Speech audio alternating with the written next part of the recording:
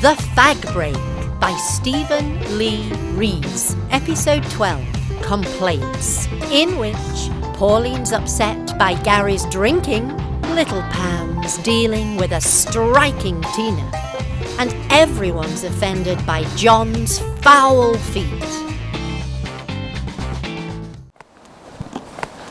Fusty neck, something stinks. You've not listened to a word I've said, have you? I said hello after you said hello. I didn't say hello. Oh, didn't you? No. I must have been put off by that smell. I said, how is it that you're always out here doing nothing? I'm not doing nothing. I'm getting a fag. Did you actually need me for anything? No. No. No one needs me in there either. Because no one knows what you actually do or how you'd help. I best stay out the way and finish this fag then. Is she there? Is who where? You may very well ask, Sharon. You may very well ask. Well, I am asking. Who are you talking about? You know who.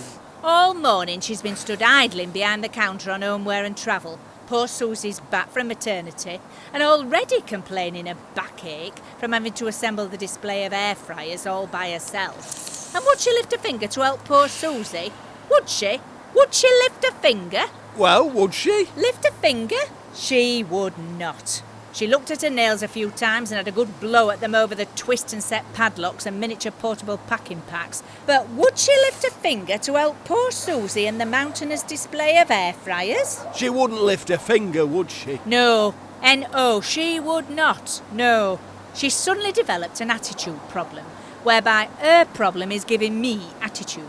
And I do not wish to have attitude like that of hers on the shop floor, as it creates problems. And then everyone's left with attitude problems, and I'm left with problems of everyone's attitudes. Sorry, who are you talking about? Who am I talking about, she says. Tina! I don't know what you put in that head of hers, Sharon. Me? Yes, you. This is what happens when you do stuff, Sharon. It all goes tits up. She's getting beyond useless. A paralysed corpse would have more to give. I've had to move Susie to kitchenware and away from Tina as Susie's about ready to strangle her. Though thankfully Susie's a vegan, so all she did was roll her eyes and cry amongst the kitchenware cafetières. Well, Tina's not out here. I can see that, Sharon. If there's one thing I can see, it's that I can see she's not out here. But if you do see her out here, tell her. I want to see her in there. Preferably behind one of the counters and serving one of their customers. All right, Pam. When I see her, I'll let her know. Make sure you do, because it's not as though you've anything else to do, is it? Not interrupting anything, am I? Pamela can't find Tina. Bit early for your break, isn't it, Sandra? Do you know, Pam, I think I can help you locate Tina. I saw her in the ladies a few moments ago. Well, I heard her play a game on her phone in one of the cubicles, but I wouldn't like to say I've seen her, as I haven't. I mean, I didn't pop my head over the door. I'm not a pervert. Nor was I nosy or in need of a fag. In the ladies, you say? Yes, that's right. Incidentally, why was Susie displaying the air fryers on homeware and travel, huh? Because Tina wouldn't lift a finger. That's right. She wouldn't help Susie in homeware at all. I don't know what's come over that girl lately. I thought putting her with Darren on kitchenware would improve customer service, but unfortunately not. Not now Darren's back with Karen. Isn't that right, Sharon? Don't ask me, I don't know anything. Oh, well, no wonder she wouldn't lift a finger on houseware. I'd have thought the air fryer display would be more apt for kitchenware. That will make sense, as there's a stack of those automated hoovers in the warehouse for homeware and travel. I thought they were being displayed in the wrong department. Why didn't you say anything? Well, it's not my job. What is? I mean, I wouldn't want Mr. Ratcliffe to complain, Pamela, but who am I? Just a simple cog in a retail machine. I expect you know what you're doing. Don't be late from your break, you. I've enough to deal with today now. If you'll excuse me, I think I'll... Oh, there's nothing worse than coming out for smoke and being made to feel guilty about it, is there? Only feel guilty about going back in, Sandra. That's how I look at it. They need a break from you too, you know. Take no notice of Pamela. If you feel as though someone's getting at you, you come and talk to me. Thank you, Sharon. I'll be sure to pop into your office sometime. You're best off popping out here. Yes, pop and see me out here sometime. Then we can have a fag. Oh, yes, all right then. That sounds lovely. Right up my street. You know, Sandra, you should never feel guilty about smoking. Oh, I don't. Oh, good. It's Barry I feel guilty for. Leaving him on the department. Sylvia's off complaining to the council for taking her bin away, you see. You mean they've removed her caravan? Oh, they've stolen a wheelie bin. She's been putting her rubbish in my bin, and now my driveway's overrun by black bags.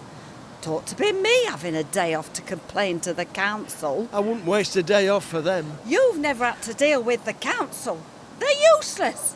You're in a phone queue all day, and when they do answer, you can't be sure it's a human being you're talking to, or a robot from Phuket. You're best working there, Sharon. Oi! Couldn't Sylv just phone them? She's tried, hence the visit. She's taken her bin bags and leaving them with a written complaint about their shoddy service. Which means I'm now out of fags. Why are you out of fags? Because my fags are in Sylvia's locker, which I share, as you haven't issued me with a new locker since the lock on my locker broke. And how long has the lock on your padlocking locker been broken? 5 years, John. And you still haven't fixed it, Sharon? Sorry? Can we just go back to what I was referring to, as you've gone off tangent about me? I was asking Sandra as to why she was feeling guilty about leaving Barry alone at the counter. Oh, well, Peter's been complaining about Barry, saying he's too controlling, when all Barry wanted to know was why he was fishing out other men's underwear from inside the drum of their Whirlpool washing machine. I should probably go and talk to Barry. He may need reassurance. Well, you can if you want, but he probably won't listen to you. That's true. Oh, I won't bother then. He'll be all right. He's a fully grown man. You have left a musical mobile over the counter so he doesn't wander off, haven't you? Oh, John. Yeah. He'll be all right. He ought to be all right. So you'll sort out Sandra with a new locker, or a new lock on her padlocking locker? Yes, I can do that. Oh, great. I'll pop it on the list of things to do. Oh. Good grief. What is your job role? Or are you simply employed to sit out here and twiddle your thumbs? I do not simply sit out here and twiddle my thumbs. Oh, don't tell me. You've not got around to it. I tell you what, Sharon, pop it on your to-do list and deal with it. Oh. Oh, I will. Oh. Oh, dear. Whatever is that smell? I said that. It's bloody awful. Has a rat died at the back of this smoking shelter? Probably, but it won't be a dead rat you can smell. No? Ooh, well, what is it? It's disgusting. I think it's John's feet. It's in her. Oh, it's disgusting. Why did they smell like that? Oh, the moment he took his boots off, the air went bad. My old Labrador smelt like that as it died. Are your feet decomposing? My nostrils are decomposing, I know that. Look, there's nothing wrong with me feet, as such. If you must know, it's my athlete's foot. Oh, the irony. You're too sedentary and sloth-like to be an athlete. I don't know which athlete you've stolen them from, but you want to give them back. Hey up! What's Ginger Gary doing with our Tina? No idea. But if they're coming over here, they'll need a peg on the nose. Hello, you. Hi. Hello, is it me you're looking for? No. Oh, here you all are. The happy workforce. I'm not happy. It shows. I hadn't quite finished what I was saying. But never mind. No Linda or Sarah, Tina. No, Sarah's off today, and Linda's having an ear chewed off by Pauline on glassware. So I'm having a fag, and I'm likely to stay out here all day. Oh, dear. Did you get any more fags, Sandra?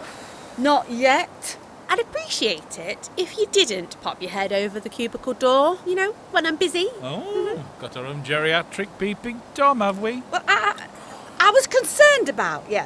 I'm fine. I was just having a pee and harvesting my sweet corn. Oh, aye. I bet you were. I was playing a game, John. That's what I say to the missus when she catches me harvesting mine. Oh. What the hell's that smell? Oh, I think I know. Ugh.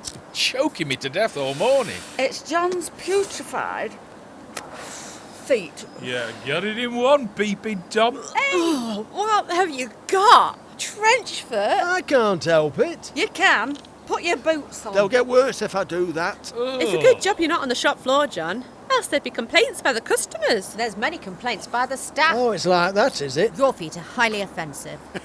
Oh, Jesus. Oh, your feet make Pauline's gammy arms smell like ylang-ylang.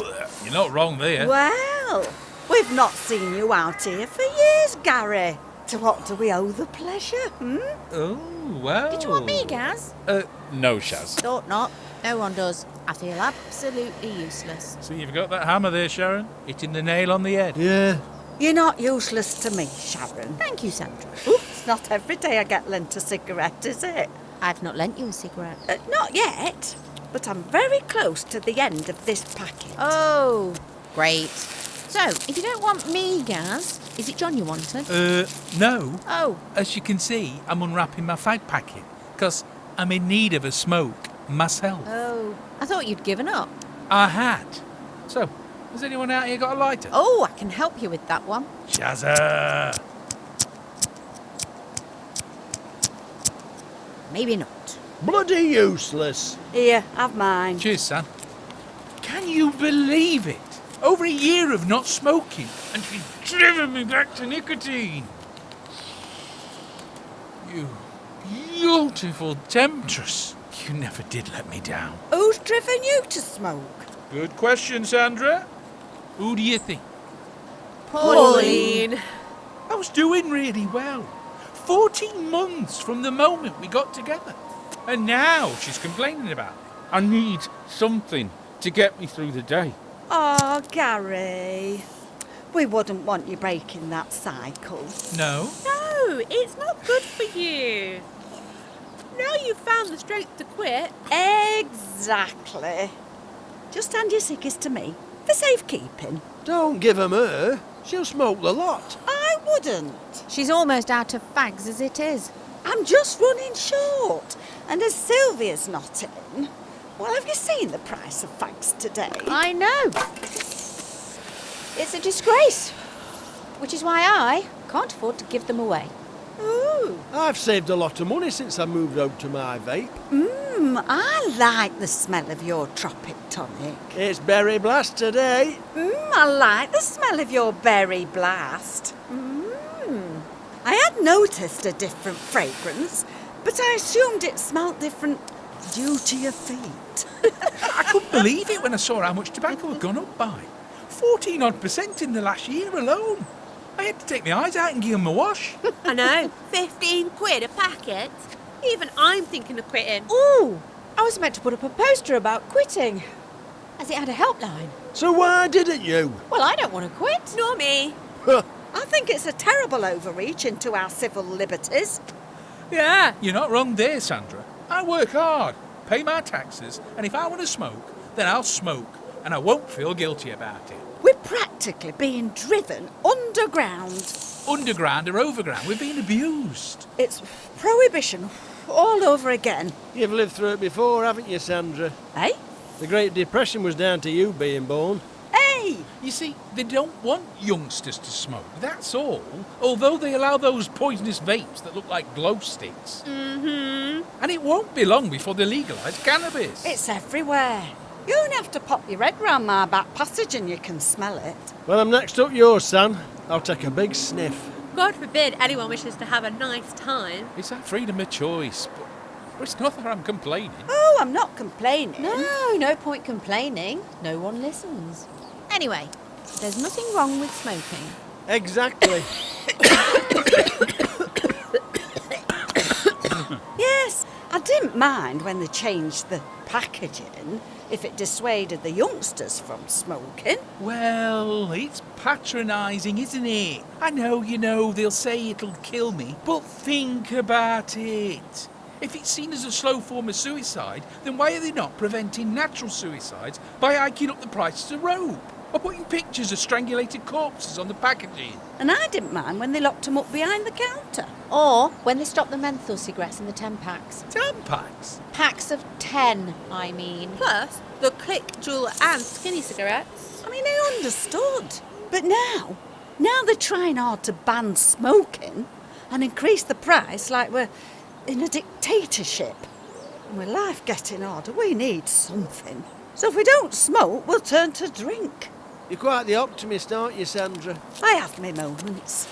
So, Gary, what's the matter with you and Pauline? She's been. Hang on a minute. Just let me light up another fag. Right then. Go. She's been complaining about me drinking, practically calling me a worthless drunk of a man. Oh dear. I know the man bit's questionable, but a drunk. Well, that deserves a fag at least. You better light up yourself, if you can afford it. I didn't think you drank all that much. Nor did I. You see, John, I have a measly 10 pints, as you well know. All weekend? That's just for Friday. Saturday, I can have 14 pints, but that's because I have a chicken dansack and a bag of sausage rolls. It's just, I've never wanted to drink to that extent. You couldn't afford it. No. But I could drink, if I wanted to.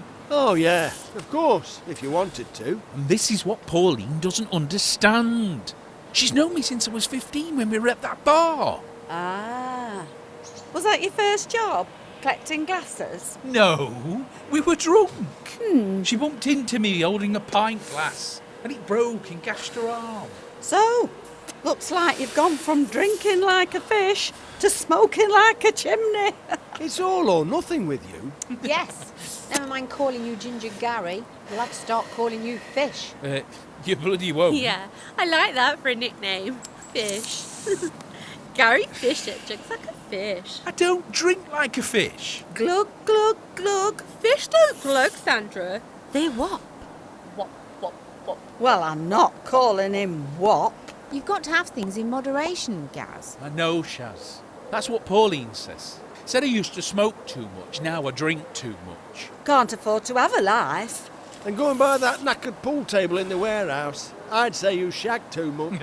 Funny that. She never complained about that. What about the hand that tickles your toe? Do not finish that sentence, John. Fair enough. Ooh, do you want me to have a word with Pauline, Gary? Oh, yeah. And say what exactly? I don't know. Is there something you want me to say to her? Well, you could let her know that I'm not a drunk of a man. Oh, now, Gary. I can't lie. Now, what's up with you, girl? You've got a face like a turkey's arsehole at Christmas awaiting a rough stuffing. What's the matter? It's been weeks since my interview. I'm not going back in until I know if I've got the job or not. You still don't know? No. You've more chance at getting a job at Woolworths. Oh, I'm glad I didn't go for it. I can't be doing with all this arsing about. I mean, you've either got it or you haven't. Exactly. Shaz, you know, has she got Kaz's old kitchenware position or not? Out with the question, in for the answer? What are you asking me for? You'd know. It's your job. Is it? Yeah. Human resources. You said I should apply, so I've applied. You also said that I'd be very good, and I am. So why have I not got the job yet? I'm practically doing the job already. Are you? Yes. I had to listen to Susie dictate to me how she wanted the display of air fryers to look, and in my head, I'm thinking any idiot knows that air fryers are kept to wear and not homeware. I'm wasting my time in this place. I am not being taken seriously. Here you are. I've been looking everywhere for you, and here you are. Who, me? Yes, you.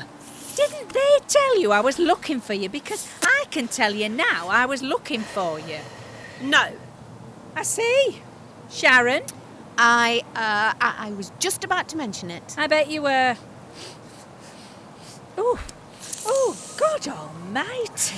What on earth is that rancid smell? Are they cleaning out the sewage drains again? Oh, it's his feet. Whose feet? John's feet. Hey! John's feet? Yes! Hey, you know, I can't help it. Don't give me that excuse when you know very well we sell foot scrubs, bathing bombs and peppermint lotion. We also do lavender foot butter. What, butter? I'm hoping she said foot. Indeed. In fact, the lavender foot butter would make your foot a hell of a lot better. So, I suggest you get yourself sorted before birds start falling out the trees from sheer suffocation. Honestly, they're not that bad. Tina, I've had customers complain about your attitude this morning, Apparently you've been very abrupt and sharp. Have I? Oh, Tina. One customer in particular complained directly to me, as when they went to purchase a spaghetti spoon and an aerated ladle, and whilst you waited for Darren to finish using the till, you began to bang them against the copper cooking pots to the tune of Queen's "I Want to Break Free." And once the till was available, you then used the aerated ladle to scratch your back and the spaghetti spoon to scratch your bottom. You should see what I did with their easy peeler lemon squeezer. Oh, God. Do you think that's the right attitude to have as a department sales manager? But I'm not, though, am I? Sharon, can't you say something? Me? Yes, you. Why me? Shaz doesn't have to say anything, Pam. I appreciate you coming out here to talk to me, but I'm on strike. Strike? Yes. Pauline's on strike as well. What's she on strike from? Sex. Oh, yes. Honestly, you men. Agreed. Apparently. I won't be getting any action until I sober up. So I said to her, I don't refuse you action until you've cleaned up your gammy arm. Oh, she said, a gammy arm doesn't show up when we're out on the town. I said, that's what you think, love. You can't smell it. Bit like my missus. She's all blocked up. So I know I won't be getting any complaints about my feet. Anyway, Tina, strike? What do you mean, strike? Anyway, I don't need Pauline. Me and little Gaz can have anyone, can't we? Oh, yes. Oh, you can you? I've had no complaints. Except for Pauline. Oh, yeah. Might nip in on Kaz after work. Forgive me. You can nip in if you like, Gary, but I assure you, she'll be nipping out. Kaz is with Daz. Thought they'd split up again. Oh, don't look at me, Gary. Look at Tina. Don't look at me. I don't care. I don't give a crap about this place right now. Oh, well, I might nip in and see Susie. No, behave. Besides, she's just had a baby. So? Well, she's vegan. Oh, I won't then. Enough! Now, Tina, listen to me. Sandra, budge up. In fact, it's gone your break time, so get yourself back in. Sharon was just about to lend me a cigarette. I wasn't. Oh, well, I'll go. Don't mind me. Come on, Sandra. Fancy a game of pool in the warehouse? Oh, yeah. Yeah, go on. Oh, but not like that, Gary. Now, Tina, Yes? I'm sorry that you don't know what the situation is with regard to your position at Wycherley's, regarding the situation of the kitchenware manager position situation. What? Sharon really should have filled you in. Really? Yes. You see, Tina, What now? it's Mr. Ratcliffe. He's reluctant to do anything at the moment due to Karen. What's Karen got to do with it? She's filed a complaint about unfair dismissal. Oh, of course. That was the meeting I almost missed. You did miss it on account of being out here having a cigarette.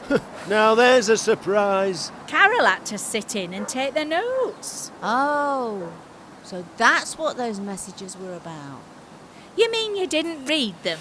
In my defence, Carol had been let loose with 3 chocolate eclairs from the meeting and her sticky fingerprints were all over her shorthand. I assume she got bored and doodled. That's what I do. I see. Tina, you are a very valuable member of staff. Right. I'm extremely proud to have you on my team. You are the best of the best. It's a good job the Three Stooges aren't here to hear you say that. John, please, not now. Who are the 3 stooges? Curly, Larry and Mo. Who? Sharon. Sandra, Sylvia and Barry the Boar. Tina, if it was up to me, I'd have issued you with the role immediately. No matter what Angela, that Erudite sister of mine, says about you. Thank you. Now, I urgently need you in there. I've customers complaining about everything, and you're brilliant at resolving matters. I don't want to see you stooping low and adding to my already increasing problems and complaints. Sorry. I know how you feel about being overlooked.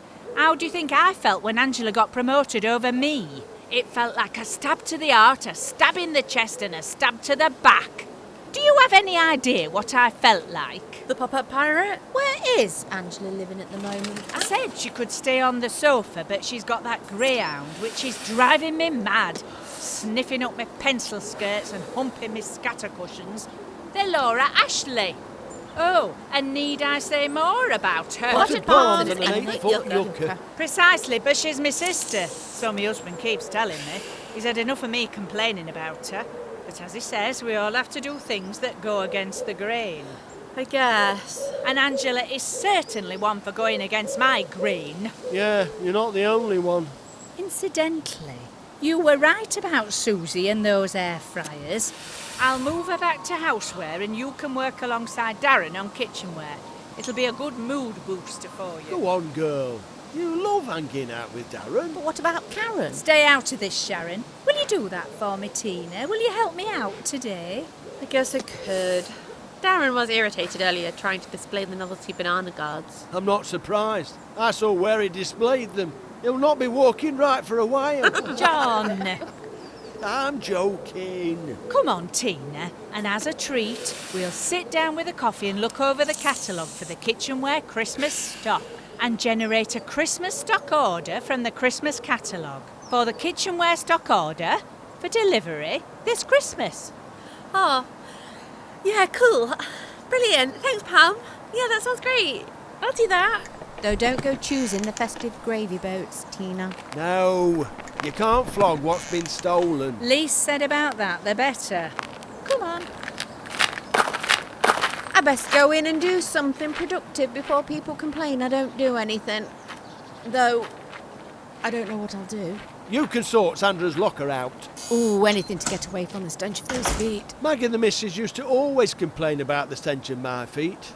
She once said they could not only launch a chiropodist into space, but could curdle her early morning Yakult. However, now that the old bird's got a fever and her head's at boiling point whilst her body's just like her heart, cold as ice, she begged me to cool her down with something last night. So I used me feet. Oh, she must have bolted out of bed having those foul things near her. Didn't bother her at all. She groaned more times from the pleasure of my rancid feet around her neck than she'd ever done from any other body part of mine that graced her intimately. Oh, she couldn't have smelt them like I can. No, and she's got a blocked nose. Lucky for her. They're absolutely humming, John. I know. Put your boots on. I'm letting them breathe in the breeze. And that breeze is wafting the stench into my face. It's never ending. Like finding an unwrapped wheel of camembert wedged behind the back of a radiator, yet still not being able to poke it out. Talking of poking, Which we weren't. I'd normally get a jab to my side from Maggie's clawed fingers if I did anything funky between the sheets. Oh, Lord. I best get in. I don't expect this'll lead anywhere interesting. Oh, it will for me, as she's all bunged up. I could treat myself with a couple of farts in bed without the complaints. Just as I thought, it hasn't. Oh, yeah. Real big wet ones are coming out tonight. Oh! In this episode, you heard Marie Stone as Sharon, Mik Horvath as John, Patricia Church as Little Pam, Jayne Brookes-Clayton as Sandra, Veronica Jones as Tina, and Richard Buxton as Gary. This has been a Marde Hen Production.